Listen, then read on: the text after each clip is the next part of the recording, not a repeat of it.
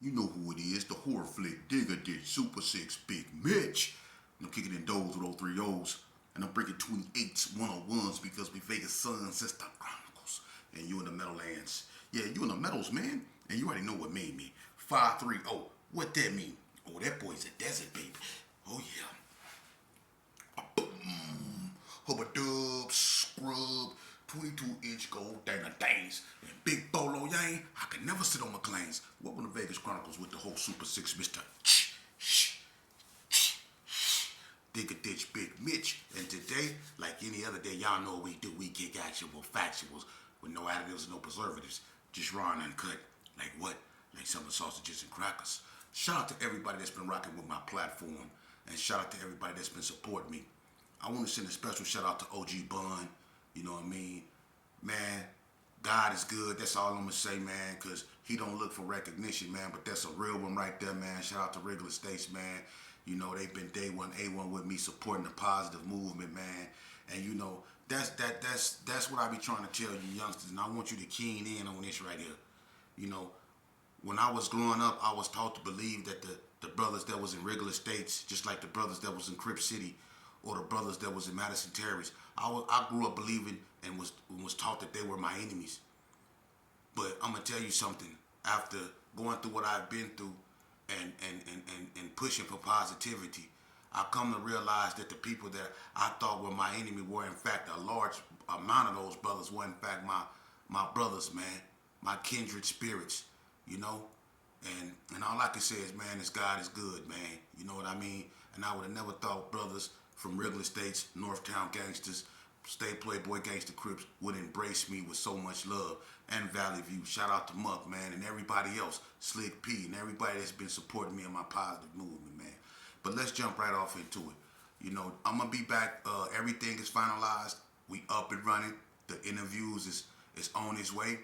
I'm gonna start probably recording next week, so y'all be on the lookout for that interview with Jody Snow, then Suave Rob, Minister Stretch. We got them coming to you, man, and they gonna be powerful. I told y'all I'm gonna change the game. I told y'all, watch me.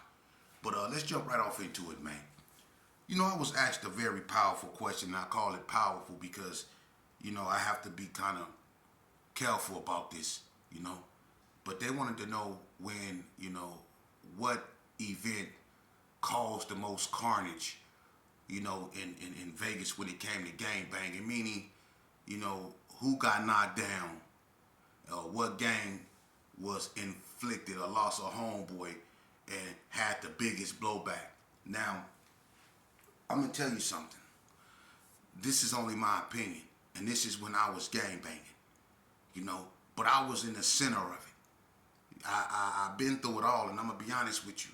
One of the most powerful blowbacks, one of the most violent, you know, retaliations was when the Rolling 60s fell out with Donna Street, Boo Boo Swanson. That was one of the first. Of course, you had L and the West Coast Bloods and the Gerson. That's when gang banging really kicked back off, you know. But the Coast wasn't really an old gang when that happened, you know. So the gunplay, it was up. But the Gerson wasn't just feuding with the Coast, they was feuding with the Pyrus, the Playboys, and all the other Bloods. But when Boo Boo got, you know, unalived, that was a powerful blowback. You know, the Donnas, they raised hell behind that. But that wasn't the most powerful blowback because when Shaky from Rolling 60s was unalived by the Block, that was a powerful blowback. The Block and the Rolling 60s, they warred for a long, long time behind that. You know, they was at each other's throat. That was a powerful blowback because Comstock during that time was one of the most dangerous streets in Las Vegas. Hands down, Comstock was one of the most dangerous streets in Las Vegas. For real. Especially during 89, 90, 91. During that era, Comstock was a violent street. That was a powerful blowback. But to be honest with you, even Sonny, Reverend Ballhead, when that happened to him, that was a powerful blowback. You know, the Gersons, they was tripping behind that. And they was serving everybody behind what happened to Sonny. But I'm gonna tell you something, gang banging.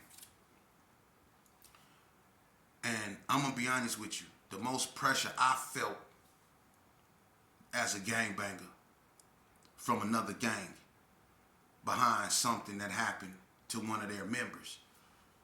I'm gonna be honest with you, and I'm gonna tell you this because we was pushing the line. Me, Bread, and a few more. It was only a handful of us, and I'm telling you the truth. It was me and Bread and Carry Arms. We had a cat named the Fisherman. We had Lil Gus and all them. You know, they was pushing the line. Lil Gus, Bobby Loke, and Lofty. They was pushing the line. This before Alley Shot really took off. We was a crew. We was pushing the line, and I'm gonna tell you, the worst blowback we ever faced was when Bad Loke from Burgundy Square Piru was unalive. I don't care who you are or where you from.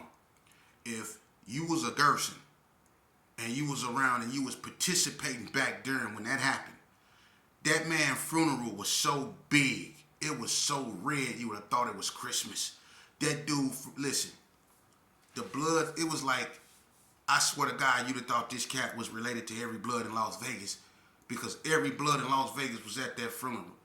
And when them bloods got, look, they actually tried to walk to the Gerson. The police cut them off over there by Doolittle. It's 1,000, and I mean literally, it was over 1,000 bloods headed over there, man. But after that, the drive-by shootings, you see, increased. They was going ham up over there behind what happened to Bad Loke, man. They was tearing Carry Arms up. They was tearing the Gerson up. They was tearing everything that had to do with Gerson up, whether it was the Brownies, it was Carry Arms, whether it was the little Carry Arms, whether it was 40 Block, them bloods was coming. And this the cold part. You never knew which ones it was. All you heard was, what up, blood? And pop, pop, pop, pop, pop. You didn't know if it was Piru, West Coast, whoever. They all loved him. So the worst blowback was when Bad Loke was unalive. I don't care who you was. You can ask anybody. Them bloods wasn't playing. They wasn't playing. I remember Bread had this Black Riviera, and the brakes was bad. And he was messing with this female named Shelby, right? And she used to, he also, you know, he had a female named Cassandra. She like a sister to me. Cassandra, to me, was the realest female he had besides my cousin Melissa. Cassandra she was stoned to the bone. And she was down to bust that thing. Can fight, put hands and feet on you, everything. Cassandra wasn't no joke. But Bread used to mess with this chick named Shelby. And I remember one day, we went up to Stop and Shop, and he had his rib parked backwards, like facing Lake Mead. And we was up there chilling, man, you know, and I just had a bad feeling because normally, you know, those Hoovers used to be over there, but they really wasn't a threat. You know, the Hoovers. The View had them on lock, and then the Burgundy Square Pirus had them on the other side. That's what ran them up out of there. But me and Brad, we was posted up over there, man, and some cattle, he had on I ain't gonna never forget, he had on a 49ers coat, and he was on a beach cruiser, and he came from across the street. We was sitting right there on Inglestead and Lake Mead, and he came from across the street, I think D Street, right? And he rolled over there, but he rolled in the parking lot, and he don't go to the door. He just rolled, and he looked at the car like he knew that car. And Bread had a black rib on Chrome McLean's, right? And he not really paying attention because Bread don't respect a lot of people gangster. He didn't think people would get at him. That's how Bread was. And whoever that cat was, I ain't gonna never forget that 49ers. He had on a 49ers coat and a black beach cruiser. And he like rolled in front of us, rolled around, and he was looking at the car. And he rolled like he was gonna roll up Inglestead around the corner, but he busted you. And when he busted you and he came back around on the bike, I just knew something was wrong. I told Brett, I said, Brett, watch out. And Brett, he don't get down and move fast. He moved like an old man. He act like he can't be touched. And he looked, and by that time, dude was on us. He bloom, bloom, bloom, bloom, bloom, bloom, bloom, bloom, bloom, bloom. He got right at us. Got right at us. And I knew he was a Burgundy Square Pyro. You know what I mean? I knew he was one of those, you know what I'm saying? But it got so bad to where you couldn't even go to Stop and Shop. You couldn't go nowhere in Burgundy Square. Them Pyrus, them Bloods was tripping. So Bad Loke, when that happened to Paul Synagogue, that was the worst, man. Them Bloods was tripping. They was coming through Carry Arms, airing it out. And all these cats, and I'm not putting nobody on blast, But I can count on my hand who was out there participating and who was pushing the line when that was happening, because the Gershon was getting hit by all the blood gangs. For real. When that happened to Bad Low, the Gershon was getting hit. Man, listen, they was tearing carry arms up, man. They was tearing the Gershon up.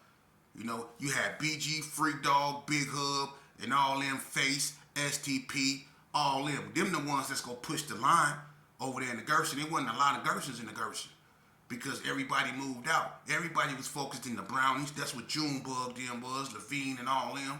Then you had Bread and Lil Gus them and Carry Arms. You know what I mean? You had the Gershons in Northtown. You know, you had some Gershons in Winslow Park. You know, you had Boonch them on Bluff. You know, in Crip City. You know, but everybody was kind of scattered out. Man, them bloods was coming through there, man. And I can count on my hand from Kip Nut, me, Bread, Lil Gus, Short Dog, every now and then, Bobby Low. I ain't gonna lie, Bip tried to do something, you know. People like Trip Mac, you know. Dana was in there laid up with Romeo from 6-0, so she wasn't participating, but much love to Dana. But she wanted to do the female thing. We had people like Crazy Cuban, Kevy Kev, you know what I mean? We was the ones, Tyrone Howe, we was the ones around there pushing the line, trying to keep them bloods up off us, because them bloods was coming through there, for real. They was coming through there, you know? And there was a lot of dudes that wasn't hanging out over there no more, for real. It was a lot of dudes that started hanging out in Naked City. They started hanging out in Sierra Vista and stuff like that because them bloods was bringing it, for real. And that's the truth, man. So when Paul Synagogue, you know, was unalive, that was bad. When John Lee from ABM, that was horrible. Them ABMs, couldn't nobody do nothing with them. They was coming through and they was tearing up stuff. You know, when Do Wrong from Northtown Gangster, and that's got to be right up there with Bad Low, because after Do Wrong was unalive, them Northtown Gangsters changed the game when it came to drive-by shootings. Them Northtown Gangsters, they went on one. You know, so those were the incident, and it was more. But those right there is the ones that really stood out. You ask anybody, you had more. It was more people. Like you had Alexis from West Coast Bloods. You know, it was blowback from that, man. It was a lot of things that occurred in Vegas that caused blowback. But gang banging wise, man, when all them bloods got together, man, that was Bad Low, man. You ask anybody. For real. That was Bad Low, man. You know. But that's what happened in Vegas, man. You know, to be honest with you, it got to a point in Vegas, especially it started really in the 90s when people just went to war, and it went, and you know, after the truce, it went like this. And that's anybody that could, I don't know, and somebody can pick it up from here. But watch this. The Gersons fell out with the Donnas behind me. Alright? After the Gersons and the Donnas fell out, that's when the truce was officially over. You got the two biggest gangs finna go to war, right? Then Spanky P from Paru, he was unalived. And they put the blame on the North, mainly Donna and White Street, right? So now the Paru's in it. You see? And so it started going, you know, like that. Then Fat Man from Donna was unalived at Lorenzi Park. You see? In the back and forth with the Donnas and the Gerson. So it started going like that. And from then on, that's when everything started going bad, man. That's when everything started going bad, man. You know? And I'm going to tell you something. Vegas never recovered from that, from the 90s. Vegas never recovered from the 90s because that's where it began. You know? When the NTGs and the ABMs and then the North consolidated, the West consolidated, the backstreets came out here. You know, it was just back and forth, back and forth, back and forth. But in the midst of all this carnage, you had something that was simmering that people wasn't paying attention to because they was knocking each other down like it was the thing to do. I swear to God, the ABMs and the Gersons was knocking each other down. You know, Smack G gone. My cousin Lil Suge gone. Some ABMs gone. The Gersons and the Donners was knocking each other down. The Northtown gangsters and the Gersons. You see, it was just going back and forth. You know, the Northtown gangsters and the Bloods was going back and forth, man. Valley View was getting into it with everybody. You know, they got into it with the Gerson behind Bread getting shot up. You see, everybody was into it. Then the North broke apart. Donna and White Street fall out. Then everybody started getting into it, but you know what? It was something simmering. And it was called click banging. You see? So while everybody was knocking each other down, you had that click banging stuff ready to step right on in, man. And from there, I'm lost because I don't understand click banging. I never did. The first form of a clique I knew of was the 40 Boys, then the Love Posses, then the JCs, which meant just chilling. Those were cliques. You see? Those was cliques. The 40 Boys probably was the first clique, followed by the Love Posse. Because the 40 Boys, when they first came out, they wasn't bangers. They was all about they women. Drinking 40s. But this new form of click banging, they on something else, man. And that's the problem. Right there. I think a lot of OGs, man, done so much, and I'm not going to say all of them because there's some real stumped down 100 OGs out there. And them the ones that decided not to go back to prison. They the ones that decided to have, you know, a future with their children, to try to get to know their child. Them is the real OGs, the ones that's in church. Shout out to my comrade Leon Lightman. That's a man that got a powerful story. I remember when he first got out the joint, me, him, and Bread used to be together. He used to be right up over there in Haney Circle Prison, Zano, doing his thing. And was with the function, too. But he over there, he a pastor now, man. That man done found a peace I can only dream of, man. Coming up out of Herbert Gerson. But once God put his hands on you, man, you'll be amazed at what people can become. Because God can choose the worst of the worst, for real, like King David. Nobody in the Bible had more blood on their hand than King David. He unalived Saul's whole family. But when God got through with King David, even Jesus Christ himself was glad to say, I come from the bloodline of King David. See?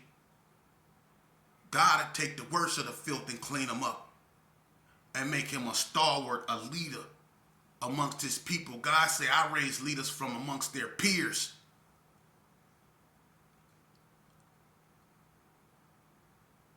So I'm going to tell you something. And I want Vegas story to get out. I want people to know about the Sha Minks.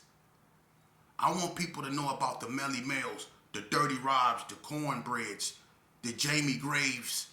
I want them to know about the Bad Toes. You know? I want them to know about the Jesse Brights, the Mackies, the Ricky Allens. I want them to know about the John Holloways and the Stacey McElmoes, man. Because people like that will never be duplicated. The Machine Gun Slicks, they'll never be duplicated. Them real ones, stumped down ones. It'll never be, we got to get our story out. There's so many people that done lost their lives to this carnage behind Vegas. And I'm going to tell you something, Vegas is nothing but a conglomeration of families that fell out with one another. And that's why it's sad, and that's why we got to get our story out. Los Angeles told their story. Shout out to Los Angeles. I got a lot of family out there. Chicago got to tell their story. Detroit got to tell their story. But what about Vegas? Floyd Mayweather is not Vegas. The casinos is not Vegas. You come on up over there to the dark side. You get away from them bright lights because everything in Vegas don't shine. Trust and believe that. They didn't shut up the Martin Luther King parade up out here. They didn't shut up the strip.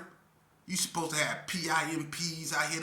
And they say PIMPs You know, that's supposed to be a non-contact sport, right? Omari Harrison lit the strip up. This is what I'm saying. Look at the stuff that's going on out here in Vegas. And when you look at Vegas today, it's not really gang violence. It's sporadic. It's just violence. You can't attribute what's going on to gangs. You can only attribute that to ignorance.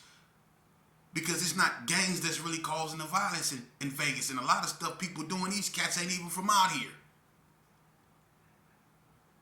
You can't even tell who from Vegas now. When Minister Stretch did his 1,000 Black Man March and we met up there by the Martin Luther King statue, I swear to God, I talked to a few people out there, and did nobody know nobody out there. The people that was actually from Vegas was standing on the outskirts and felt like foreigners in their own state because everybody out there was from somewhere else. But I'm the one out there with tears in my eyes because I lost homeboys right there in that stretch of Martin Luther King and Carey. My childhood comrade Junebug was unalive right there on Martin Luther King. My childhood comrade Richie Rich, Tiptoes, Myron from the block, all them was unalive right there across the street at Carey Mini Mart. My childhood Brody, my little Brody, Christopher Smith, Manishwack, was unalive right by the Martin Luther King statue we were standing by. I'm really from here. But when it's all said and done, what we gonna do to save our children? That's why I'm finna start interviewing other people. I want these youngsters to come out here. I want to know what made them pick up this filth. We need to know, man. We need to be receptive to the pain that we've caused our families.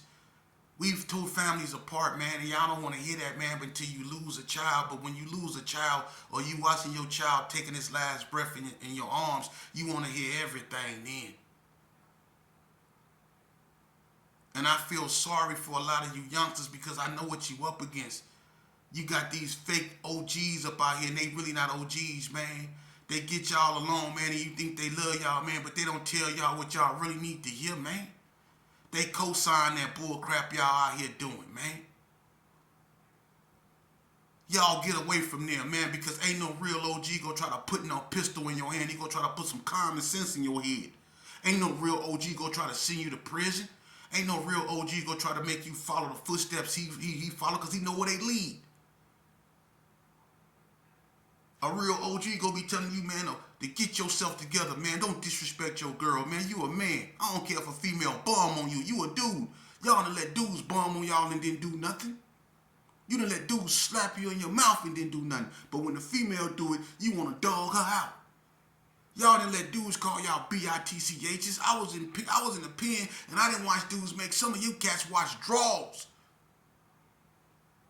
But y'all wanna come out here and act tough. Y'all want to come out here and a lot of these youngsters like y'all was dissing like y'all was dead. Y'all was on PC. Working with the administration. Dropping kites on people.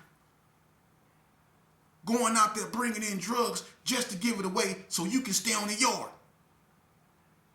Y'all not telling these youngsters the truth. How you got knocked out and they put Vaseline all up in your behind to make it seem like you was violated when you woke up. What about that? We don't need to say no names. But if you get offended, you know I'm talking to you. Yeah, youngsters, some of these cats y'all look up to, and I'm telling you the truth. Some of these cats y'all looked up to been knocked out and had Vaseline smeared in their behind. And they didn't even get violated. They just wanted to make them feel like they got violated. So imagine you get knocked out and somebody put something in your behind while you sleep. And then you get up and you find something. You gonna think somebody violated you. A lot of these cats out here y'all call OGs, that happened to them. See, but y'all want to be out. Y'all want to be out here beating up women. Y'all want to be up here. Y'all want to be out here beating up women, but you in the pen, laying up in the room with a man and that smelling like speed stick and razor bumps. Laying up with a man built like Terrell Owens, calling him boo and bae. This cat that made him some fishnets out of a laundry bag. And y'all sitting up here ready to go to war behind that. What about that? What about you dudes getting put on? Yeah, don't look, man. Hey, youngster, I'm telling y'all the truth, man. And y'all not just go hear it from me. Y'all go hear it from other people. I'm telling you the truth. Don't sign up for this. Listen. If you like guns and you just want to be in some action, go to the military. They gonna give you all the action they want to. I promise you. They'll put you on the plane. They'll drop you off over there in Afghanistan, and them cats with them big beards and them flip flops go bring it to you, and you can have all the fun you want. Get some discipline in yourself. Why would you carjack an old lady that probably fought for the rights that you have?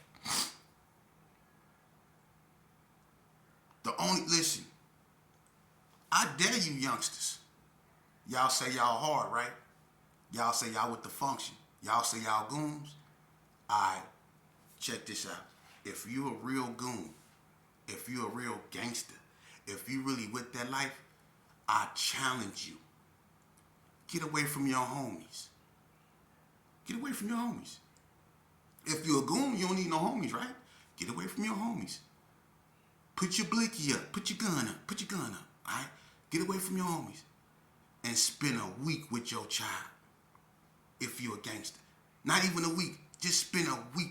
Give me 2 weeks with your child. Just you and your child. Regardless of what you got to go through to spend that time with them. If you a gangster and you a thug, do it. Don't let nothing interrupt that. But spend every day with your child for 2 weeks if you a gangster. Don't answer no phone calls from your homeboys. Cut off all communications. Internet, whatever. Cut it off. You and your child. Or if you ain't got no child, spend the time with yourself.